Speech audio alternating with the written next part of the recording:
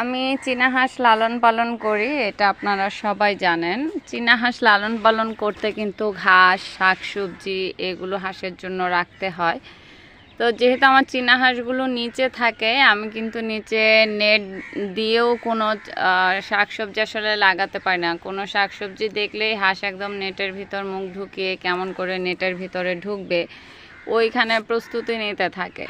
তা আমি কিছু শাকসবজি আসলে ছাদের মধ্যে চাষ করার চেষ্টা করি, যেগুলো চীনা হাঁসের অন্তত পুরোপুরি না হোক 20% হলেও চাহিদা মেটাবে। কারণ বাজার থেকে এসব শাকসবজি কিনে আনা আসলে খুবই কষ্টকর। এই যে এই পাতাগুলো ছিঁড়ে ছিঁড়ে আমার হাঁসকে দিলে কিন্তু হাঁস খেয়ে ফেলবে, কারণ পাতাগুলো বড় হয়ে গেছে।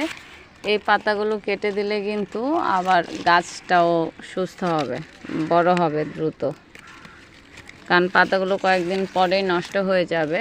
তো যেহেতু আমি নিজেই চাষ করেছি, এই টবটাতে আম্মু লাগিয়েছে। এই যে আমি বড় বড় পাতাগুলো নিয়ে নিচ্ছি, অনেক বড় পাতা হয়েছে। আসলে যখন বীজ থেকে চারা হয় তখন কিন্তু এই পাতাগুলো অনেক বড় বড় হয়। আমরা অনেকেই ডালা লাগিয়ে থাকি, কিন্তু ডালা থেকে কিন্তু পাতা অত বড় হয় না। আমি পাতাগুলো কেটে দিচ্ছি, কারণ পাতাগুলো কেটে দিলে, নিচের পাতাগুলো কেটে দিলে গাছটা শক্তি পাবে। তা আমি কেটে ছাদ থেকেই নিচে ফেলে দেব, যেন আমার চীনা হাঁস খেতে পারে।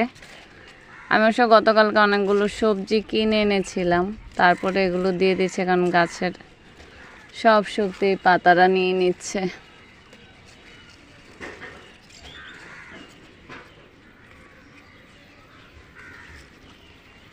গাছে দেখেন ছত্রাক আক্রমণ করে ফেলছে। এই যে এগুলো কিন্তু ছত্রাক।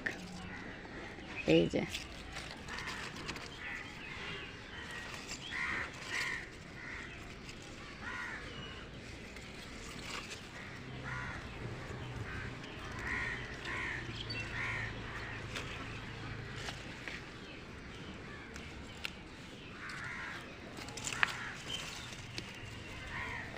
এখানে অনেক পাতা হয়েছে, আমি এগুলো দিয়ে দেবো আমার হাঁসকে এখন।